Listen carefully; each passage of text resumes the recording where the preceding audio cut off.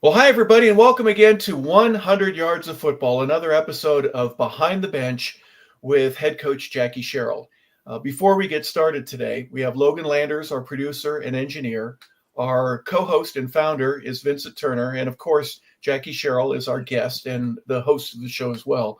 Let us quick reminder: the Atlanta Vibe Professional Volleyball Association has their last home game in Duluth at the Gas South District on May 4th. It's a 6 o'clock tip, and we're excited that they are a part of our programming.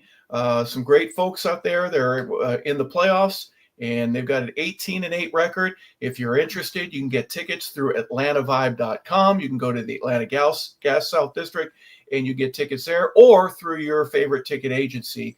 But the Atlanta Vibe packed the house. All right, Vincent. Jackie Sherrill's with us again today for another episode of Behind the Bench. We just had the draft, and I want to hear some of Jackie's stories about the draft. Well, as I always say, it's a blessing and an honor to have one of the greatest college football coaches ever to appear on our show today. And all I can say is, as I say every week, love and happiness by the great Al Green. Let's bring Coach Sherrill on today. Well, hey Jackie, it looks like you're in your car. Tell us how every time we see you, you're in a different venue. Yeah, I am. I'm sorry, but I took my wife to a retina specialist, and she's got a spot behind her eyes, so they got to find a retina. They got to find out what it is. So I'm with you. So let's get it on.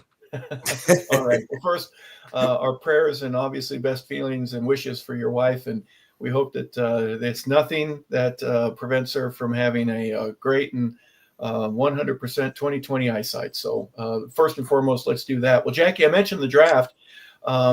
You got to experience it in a different manner, I would think, knowing as many Hall of Fame NFL players, guys that are in the College Hall of Fame. Your experience, obviously, at Pitt, at Texas A&M, Mississippi State, just to mention a couple others where you've been. What's draft day like for a head coach? Well, it's really exciting because you have players they're going to be drafted, but you don't know where. All the general managers and all the scouts, and certainly we can say what we want to.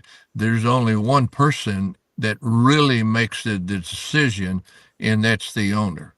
And some owners are more invested, more involved in draft day than others. But it is an exciting day. At Pittsburgh in 1980,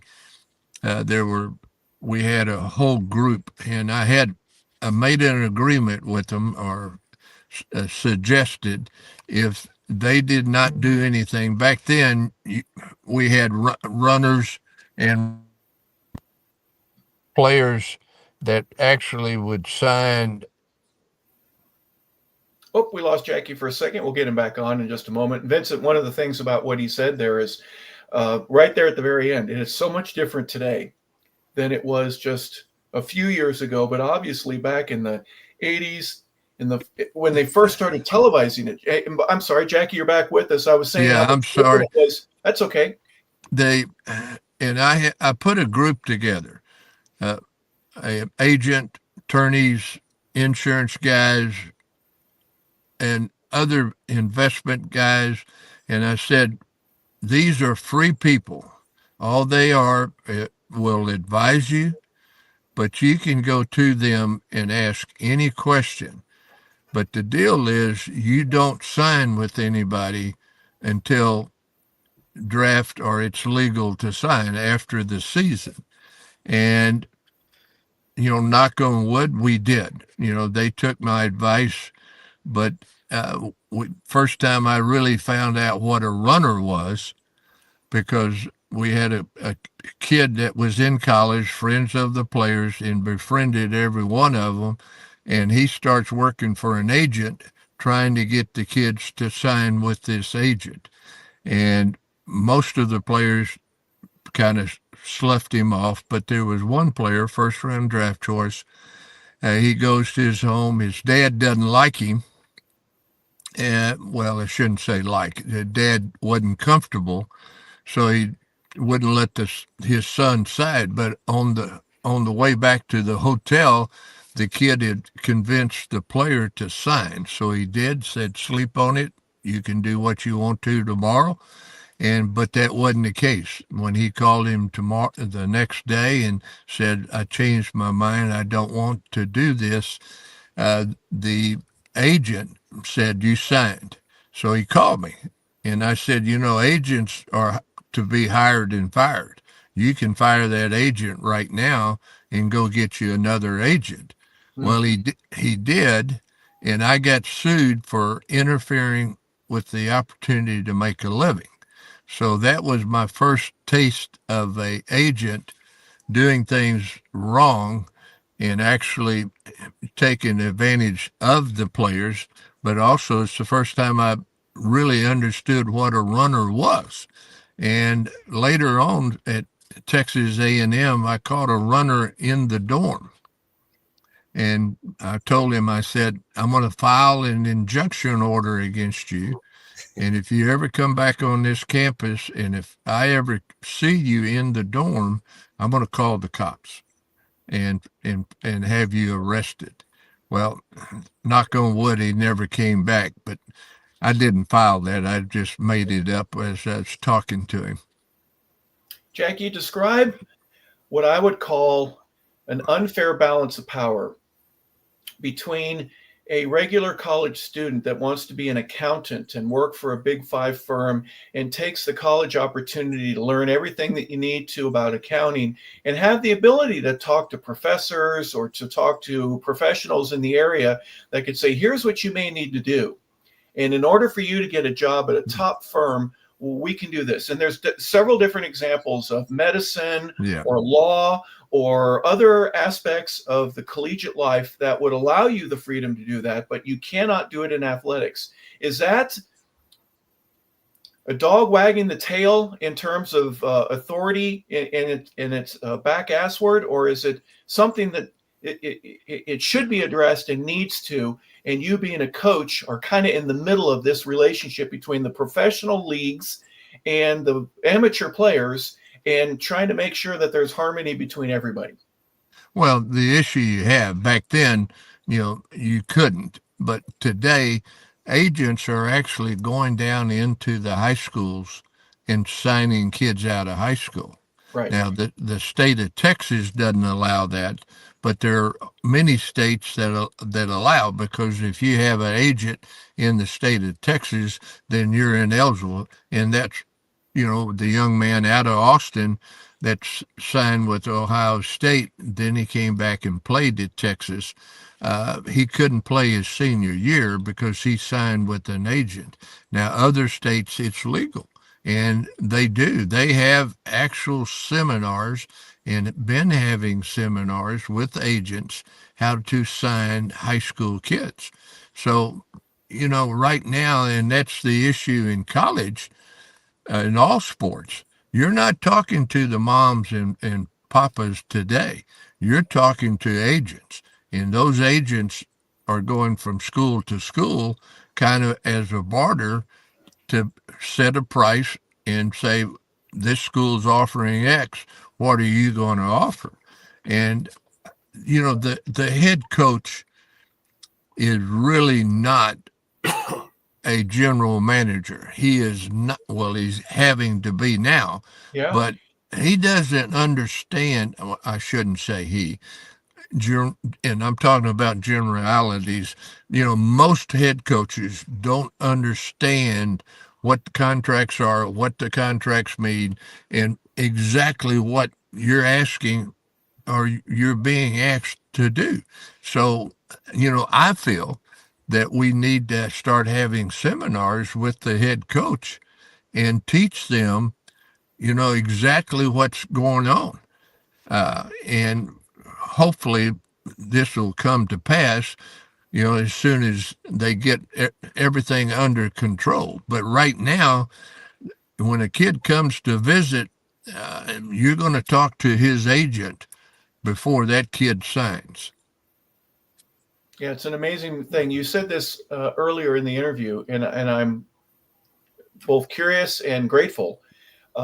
You said you got a group together, and there was an agent, there was a financial representative, there was an insurance, there's probably a lawyer. There's all these different aspects of your post collegiate professional career of people that you're going to need to associate with, or we highly recommend, but with no obligation. I'm assuming that you arrange for that. No. Hey, ask these people questions, and they're going to tell you about finances. They're going to tell you about little riders that might be in your contract that wouldn't be in the long snapper's contract. You know what I'm saying? So kudos for you for doing that, but also doing it with the responsibility of going, hey, there's no obligation. These guys would love to do business with you, but you don't have to sign with them. There's plenty of other folks that are available for you to do that. Explain that situation, how you came about doing that.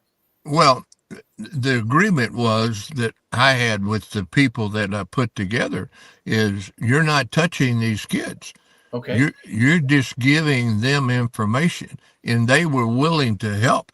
Yet the agent was one of the top baseball agents in the country at the time. Gotcha. And so you had people, there was a banker, I mean, to teach you and answer questions, because if this agent was saying this to a kid, he could go to this group and ask them, and they could say that's true or not true, or kind of guide them through. But, you know, when today is different, but I don't know. And same thing, y'all can understand. I had a kid drafted very high by Tampa Bay. So the GM called me one time and he says, Jackie, I need to talk to you. I said, sure. So he says, you need to talk to this ex-player. You know, he hadn't cashed a check. And I said, what do you mean he hadn't cashed a check? He didn't know how. He didn't. And all his checks were in his glove compartment. Yep. So naturally I called him and worked it out.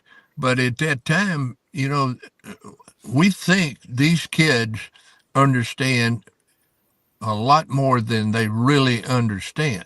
Completely. But now, you know, I applaud the colleges or the universities that are actually having classes for these kids. I'm talking about meetings to teach them what to do with a checking account, how to get a checking account, understand that you're going to pay X number in taxes, and help them understand and navigate. Yep.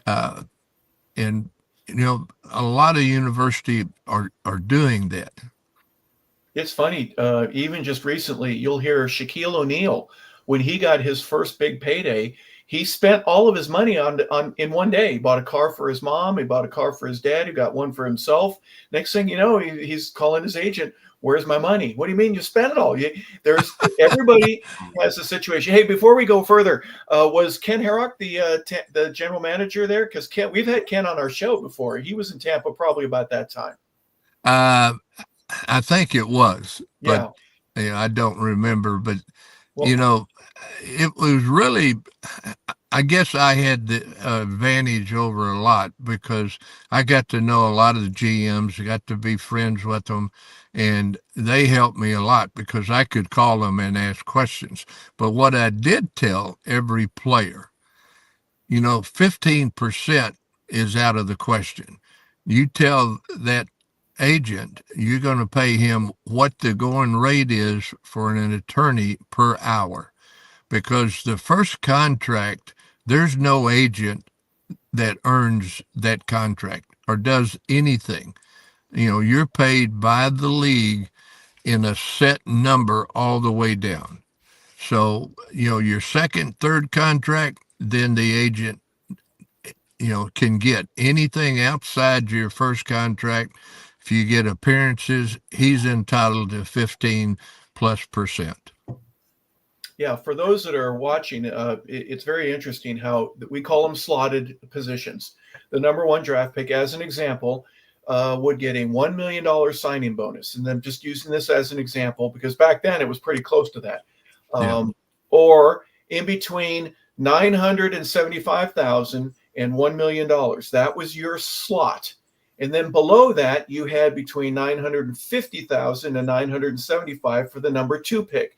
The number 3 pick would be between 9.25 and 950, and so on. It would go down. The second round was drastically lower than the first, and et cetera, as the draft goes. So the slotting was critical. But you're right, Jackie. There isn't an agent out there that would earn you anything. Maybe a bad agent would get you 975 from the top spot, and a good one would get you 999,000, right close to $1 million. That is a very small little wiggle room, and that's basically the only thing that the agent would be doing, in my opinion, other than guaranteeing that the contract didn't have anything that was different for you than it would be for me or any of the other 2,500 players that are in the league.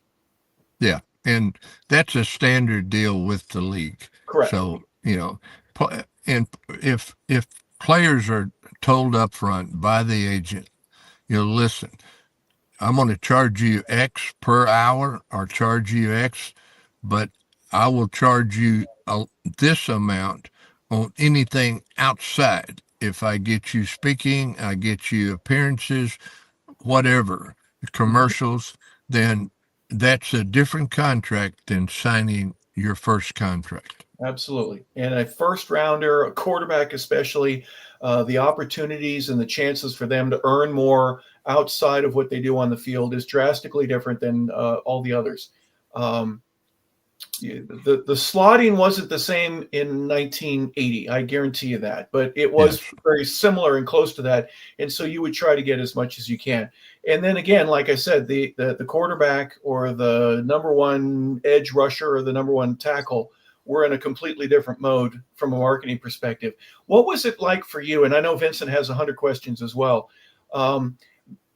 You're really not their coach anymore. You have been, but you're doing spring ball. You've already said goodbye to them at the bowl game and everything like that. But now you're still, I'm not going to say holding on, but you still have a relationship with them and desire for them to succeed as a human being and as a person, as a former player from any university. They're now an alumni, and you want them to benefit from that. But really, in many cases, you've been with these guys for the previous 4 years of their life, maybe 5 in some cases, and you just as a human being, right? Not as a dad figure, but just as a coach, you want to see them succeed. Talk a little bit about, you've already said goodbye to them, but you still want this financial aspect of it, this professionalism and how that comes in, and for them to be a great success so that it helps the university later on. Well, I still do. I still have contacts and certainly wish them happy birthday. Stay in touch. How's the family today? But back then, they were still part of the team, and they used our weight room. They used the locker room, and they would come in if they had any questions. Don't worry, And there were some kids that were not drafted, and even some basketball players, and Sam Clancy is an example. I called the GM at Seattle, and Sam went off to play, got drafted in basketball, went off, and he wasn't big and tall enough to be a center. He wasn't big enough to be the power forward, didn't have the shot to be the little forward. So I called Seattle and I said, here's a kid that can play. I said, he's going to be raw, but he can play. And he lasted 11 years in pro ball. How about that? That's awesome. Vincent, I know I've taken all the time so far. Coach Sherrill, with all your experience over the years and all the great players that you've had drafted under your tutelage, today here on 100 Yards Football, tell us, what is a good agent? Well, the one that's up front, that tells him exactly what's going to happen, and same thing with the parents. You have to build a relationship, but you have to understand this player or this parents really don't understand what's going on. So as an agent, you explain it to him, but you don't take advantage of him. And you look at agents there, and I'm not talking about all agents. There's some great agents that have protected players, that have taken care of them. But unless the kid has understanding of finances, understanding, and unless that was his major, he has no understanding of what a contract is, what he can do, can't do in that contract. Probably he's never paid Uncle Sam any money. He doesn't understand, how to withhold or pay quarterly taxes. So there's a lot insurance. I mean, there's so many things that agent, and usually an agent actually hires somebody else to Yep. do a lot of those things. Yep. And so he's charging the player. And that's what I don't agree with, because not only is he charging the player X percent, then every expense he has, he charges back to the player. You know, it's called operating business expense, which means you should pay that, not the player. And that's what happened in 1980. Some of these kids later that signed with some agents, not only were they paying the agent fee, but they were paying all of his expenses that was put on top of the percent. Yeah, it's interesting. Lester Archambault is a teammate of mine. He ended up being an agent. And I asked him one day, I said, so what's it like for you? What's an average visit like? He goes, well, I got to get on an airplane. I got to fly. I got to spend money on a rental car to get to the college itself, maybe an overnight stay, all the phone calls, everything that's associated with that, my time and effort to visit with this person and follow up with them and all that. And if he's signing as a free agent, I'm only making 3% off this guy, then I barely break even. But there was a time, Jackie, when I was a player rep with the Falcons in the mid 1990s, there were about 2,700 players in the league with there were 30 teams at that time. There were 28, then it went to 30, and obviously now there's 32. But there were over 3,000 credentialed agents that the league had a relationship with. So there were some agents that didn't even have a client, but yet they still said that they were an agent in the National Football League, and at least tried to attempt to get him in the door. You had guys that had no experience, and others that were Lee Steinberg that probably wanted to visit with you personally to talk about Dan Marino every day. Well, Lee, as we know, was excellent. He had a lot of different players, but the good ones survive. Correct. And you go back and check an agent, then all of a sudden he's been in the business for a long time. That means he's done things right. And I'll ask you this question: how many agents did you have, or how many agents that your players had?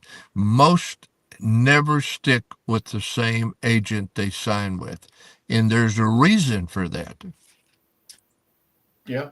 I had one when I came out of college, and didn't work very well, so I got another, but he was fantastic, and stayed with him throughout the rest of my career. There was a loyalty that I had, that kind of, just my personality. Hey, you do right by me, we're good. You don't, I'll move on, and so will you. So, hey, getting to know the right people, obviously, for representation, and for you to actually, again, I'm kind of beating a dead horse with this, to have the insight to try to present, because you knew that not only were the players really good, but you knew that their name was going to be called. Back then, it was a single day draft. Remember, it would be a long day. Start at 8 a.m. and go all day. They didn't spread it out for 3 days, but you were going to have multiple players that would be called at one point or another. They'd be on campus, right? There were no cell phones, but probably a payphone at the end of the hall in some cases for some of these guys to get contacted, correct? Yeah, I had quite a few of them that took the call in my office, and then quite a few of them took that called, that did a press conference. And I remember when Tony got drafted, and I was in the office, the newspapers they had a big press conference for him to talk to everybody in that wanted to be on that call. And I wrote 2 words: be humble. And some of the headlines were Dorset humble. So, it is your job as a coach to protect and help your players. One of the things I mentioned Ken Harrock a little bit earlier. Now Ken helps to prepare some of the draft eligible players for that interview process when they go in. If you're going to be a number one, maybe a 3, but at least a number 1 and 2, and especially a 1, you're going to have to visit with the general manager, with the owner, with the coaches, not only the coordinators, but maybe a position coach, and maybe some other folks on the staff. They're all going to want to get a taste of whether or not you've got what it takes. And Ken's job is to help prepare them for that interview process, to be as shined and polished, as authentic and genuine as you can possibly be, because he knows it's going to come down to you or somebody else. And he wanted his players, the ones he works with, to be able to get into that interview process and just nail it. You kind of, I'm sure, had to say, now listen, this is how, when you talk to this general manager, don't waste his time by telling a bunch of stories. Just say yes, sir, no, sir. And with other guys, don't answer yes or no, sir. This guy, you want to tell him a bunch of stories. He wants to know how hard you are. Your ability to get to know these gentlemen on the professional side, the upper, the front office, had to be a great advantage to a lot of the guys that you played with, because you had an insight to how you could help the player and have that relationship with the front office personnel. Well, one of the things that is around the pro teams and general managers, scouts, whatever, every coach is probably going to sell his player. But they know, the coaches that are going to tell you exactly what the player is, who he is, and there's coaches that may build up the player. So, you do call some coaches and you don't call others, because they have a reputation of building their player up, rather than saying, here's the player. Here's his personality. His is, the most important and I'll say this about the NFL, that they don't do. If I was going to draft a number 1 player, they vet everybody. When we talk about vetting, they have FBI agents or ex-agents or ex-police agents.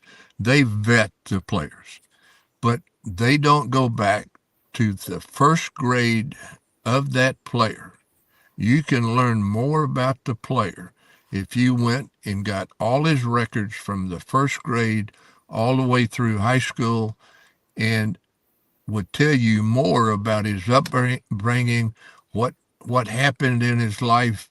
If there was something drastic in his life, why did the grades fall? I mean, you could learn a lot more and be able to ask questions to the player and have him answer the questions about his whole life, rather than I just see the player in college and I'm only taking the last 4 years. Well, a kid from grade school up, that really determines. We don't get to be smarter. We're born with intelligence. We're born with a learning disability. So there's a lot of things, and I go to a lot of players that didn't score high on their Wonderlic test, but yet they could go in and start as the first game as a rookie in the offensive line. And he didn't go as high as he should in the draft because he didn't score high enough on his Wonderlic, but he was good enough, mentally smart enough to start the first game as an offensive lineman. Yeah, amazing stuff there. And there are things I'm sure the high school janitor would be able to tell you about how good the kid was, or maybe not so good. There are times where I'm sure on film, general manager talks to you and says, I just don't think that your player has the kind of speed that we need at the NFL level to play with my team. And then you have the ability as a coach, Jack. Do you know he had a pulled hamstring and he almost missed all 4 of those games that you're looking at. He played, but he only played on one leg. Did you know that? And no, that makes a huge difference. So getting the shovel and doing some digging, that's a critical component, obviously, Jackie. And your ability to explain or at least to have some insight. Yes, you're going to promote your players, but you're also going to be candid and honest and say, here's where he had his shoulder was all torn up for 3 weeks. That's why his sack total is down. You have all that insight. Well, there's 2 things that as an agent, and when you go to the combine, that 40-yard dash is only one part, but you could run a slower 40. But if your quickness, your response is high, it makes you faster. Because if I'm, as you know, if I'm playing nose guard, then can I react a lot quicker? I may not run the 4.7, but I react a lot faster than the kid that run a.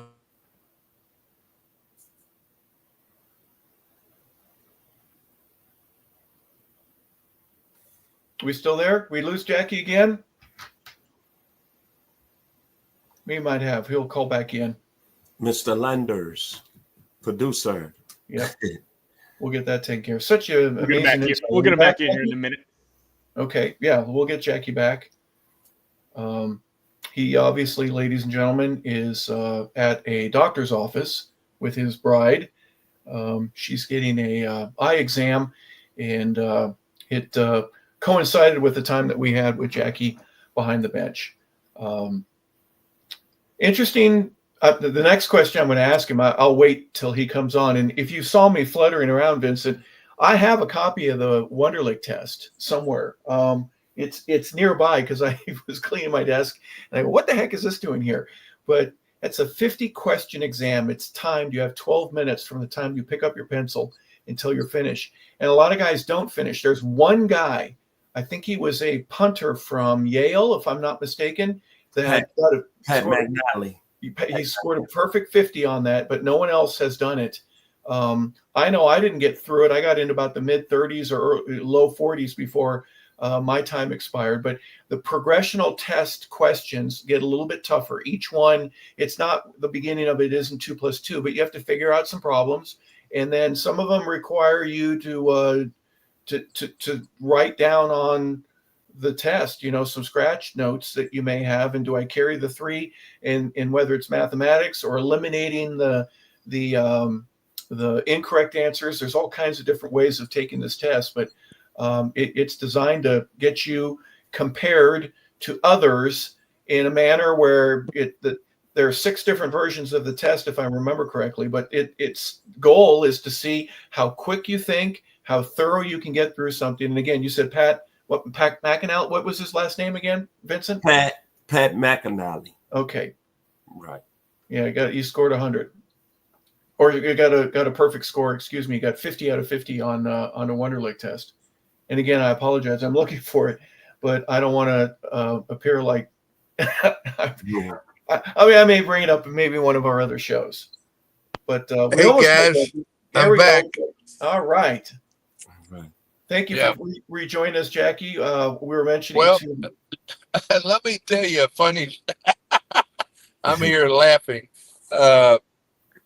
What happened? I'm in the car.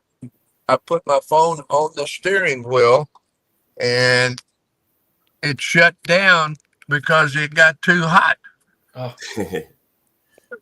So that taught me a lesson. Don't sit in your car with your phone where the sun can hit it. Yep. Yep. Or turn the AC on and cool it all down. Now, if your hair starts blowing in the wind like it did when you were a young man, we know that you air conditioned. Yeah, I'm sorry, guys. It happens. But, I learned something today. Well, when you stop learning, Jackie, that's not a good day, right? That means something bad happened. Hey, do me a favor, and from a analytical perspective, and by the way, all these things are just you're providing your opinion. A disclaimer to everybody, you're just giving your side of the story, as are we. The mathematics, Jackie, never seem to add up when you've got a bunch of juniors and underclassmen that are leaving college early to enter the NFL draft. I understand it. I know that there is a reason, and everyone has a very unique one that is for them. But when you got over 100 young juniors or even some sophomores that have a red shirt with them, all being told you're going to be a first rounder, the numbers just don't add up, do they? There's no way that No. 100 kids can get put into 32 slots and Well, everyone being told the truth. So yeah. what challenge, what did that create for you as a coach? I know maybe not at Pitt as much as maybe at Mississippi State, but it's turned into something now that it's a 3-year education instead of a 4 in terms of your playing experience on the college level for a top select. Well, the issue that you have is agents are going to tell the kid, I can get you drafted XX. And, there's a lot more to it than just your ability. And, I would call some friends that were general managers. They would be very honest with me for me to tell the players, you're not going to be in the first 3 rounds. If you're not in the first 3 rounds, it doesn't pay to come out. You need to stay, play 1 more year, and then come out. And we saw that in the draft this year. There were some guys that probably could have stayed. And with the NIL, they probably would have made 2 or 3 times what they're going to make as signing as a low draft choice or a free agent. Yeah, that has always bothered me a little bit. Vincent, please go ahead. Coach Sherrill, how would you handle saying a kid and several kids this past NFL draft didn't get drafted, but their draft grade got them going, let's say 3rd round, 4th round, 5th round, but they don't get drafted? How did you handle a situation like that when a kid is coming to you and he think he's going to get drafted, then he's kind of spending a lot of, I want to say, pre-draft money, and then he doesn't get drafted? How did you handle that player? Well, unfortunately, I didn't have any of those. And Okay. so, but let's take some of them that were told that they were going to go in the 1st or 2nd round, and all of a sudden they don't get drafted. Well, they've already made that decision, and they're not in school. They've spent money. They've gone to the combine. They have all these expenses, but there's not going to be any money coming in. And we have this year, you had a couple that were in that slot. Now, since they did that, they have to close the door and try to say, okay, let me start my career over and go prove myself that I can play. Because every one of them, and as y'all know, when you get to Pro Bowl, it doesn't matter who you are. You may have a reputation coming in, but those teammates, they don't care about what your reputation is. They want to know if you can play and help them or not. And if you can't, it's not that they won't treat you fairly or nice, but they're not going to let you take away from their money by being a bad player. And the reason I say that is it was 2 players that we did this past season in our pre-draft videos on players. And these 2 gentlemen they went undrafted, and it just blows my mind. Harper knows these players that I'm talking about. Nick Nash, the wide receiver at San Jose State, he had a 4th round grade on him. And then the corner, Kobe Bryant, we even had him, I think, early 3rd. And none of those gentlemen got drafted. I was just want to know, what do you think about it and the situation? That just kind of really amazing to me. Well, it is a shock to the player, and it is. it could be an embarrassment because he could have had a whole house full of friends and family, and all of a sudden sit there and not be that. So it's not an easy way to understand. I do respect Sanders, uh, the way he handled it. I'm not very happy, or it kind of bothers me when he got to prank call, because that should have never happened. And the young man that made that call should be punished somehow, or it, you know, whether it's going to school for sensitivity, understanding, or whatever. Yes, sir. Well, let me give an update on that for you, if you don't mind. Folks, this is literally right as we were getting to go on the air. I see the headline go across that the NFL has fined the Atlanta Falcons, the organization. The Falcons have been fined $250,000, and defensive coordinator Jeff Ulbrich was personally fined an additional $100,000. Well, he was fined 100, an additional in the total amount that had been levied by the league for Ulbrich's son, originating a prank call to Shedeur Sanders during the draft. Now, as you mentioned, Jackie, just a moment ago, that probably should have never happened, right? Never. No, But never. the number That was, go ahead. that number is personal, and there had to be conversation for. I don't know how the son got the number, but I can tell you it was not a large enough fine to make sure it didn't happen again. That's an interesting phenomenon. I would think the embarrassment and everything else, and like, hey, wait a second, this is wrong. But you're dealing with a 20-year-old kid. We're dealing with a generation that has shows like Punk Me and some other things that are out there where you are specifically designed, and the success of the show is based on how much you can get away with. And here's another thing that I'd like to throw in, Jackie, if you don't mind, is if you do it with just about any other player, it's not going to work. In other words, the allure isn't there if they were going to do it with Cam Ward. He had already been picked by that time. And I'm not approving it. Don't get me wrong, but I'm just saying that the way that this kid did this was calculated. And again, it's wrong. We all understand that. The answer that the Falcons gave is pretty simple. Oh, we're sorry that it happened, and we'll do everything that the league says. It's kind of a communication blank check type of letter. I need to hear from Jeff. I need to hear from his son, and hopefully they can do a little bit more to kind of quell this and say, listen, we're not only sorry that this happened, but we'll do everything we can to make sure it never does occur again under our watch. Well, the question they haven't answered: how did the son get the number?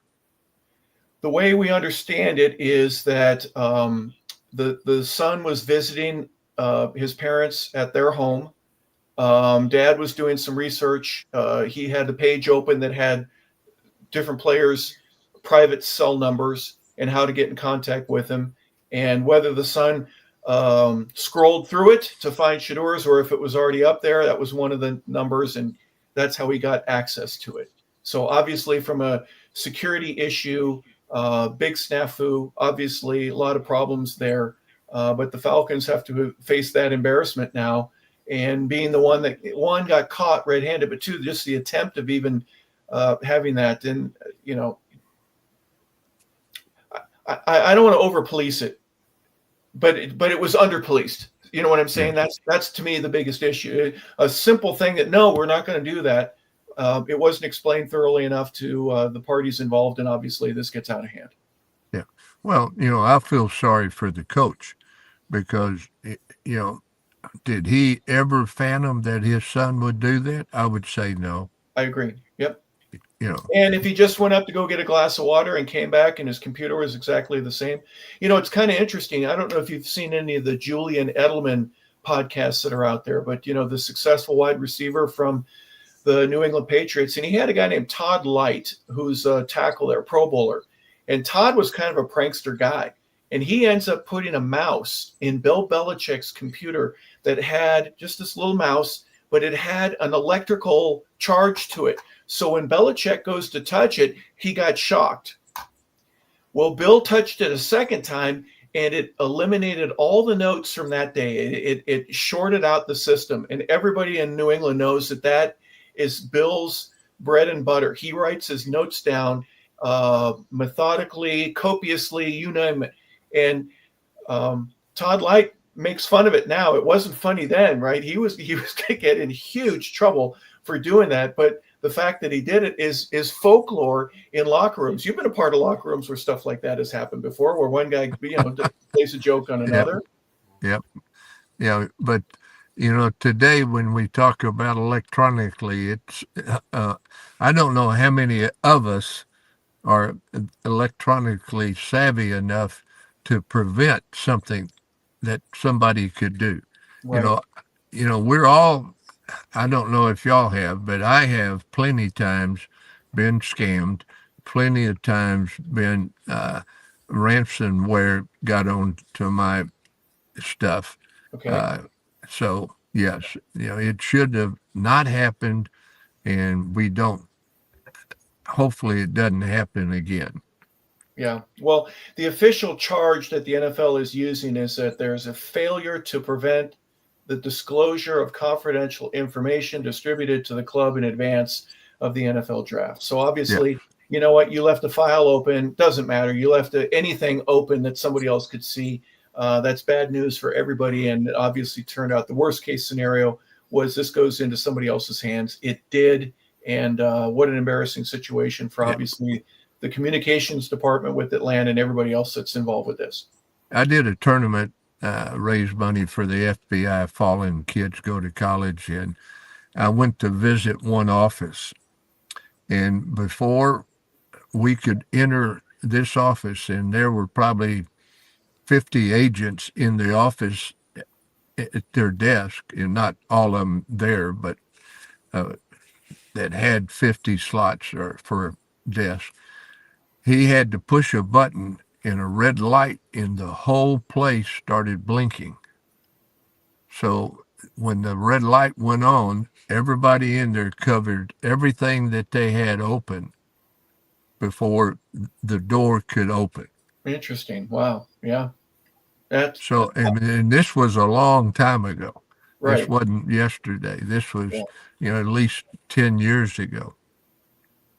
Top secret is top secret. Now, granted, it's a phone number that the league wants to have. It's probably a short-term relationship with that player.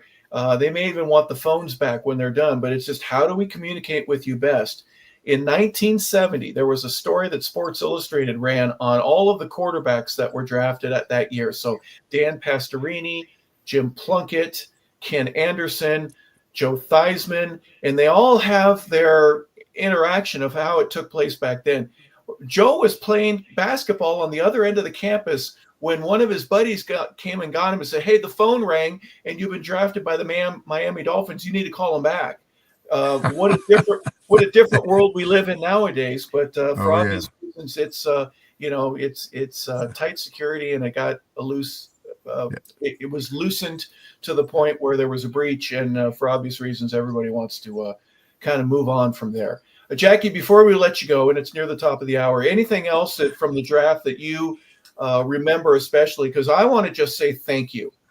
I said to Sonny Lubick, my coach at Colorado State University, he was the offensive coordinator, thank you for doing everything that you could to help make me a goofy, flat-footed, slow, weak, everything, and help turn me into somebody that would be desirable in my future years. If nobody says that to you, and I'm sure a lot have, but I want to reiterate that with you, Jackie. Thank you for all that you did to all the wonderful players to help them establish a career for themselves in the National Football League. Well, I've always told our players, you're not going to like me every day, and I probably are not going to like you every day.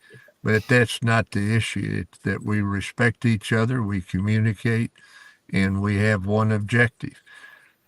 And I will say, I didn't like Coach Bryant every day, and I know he didn't like me either. But today, you're rewarded for your players that you coached, how they respond to you today. Whenever you talk to them on the phone or whether you see them in person.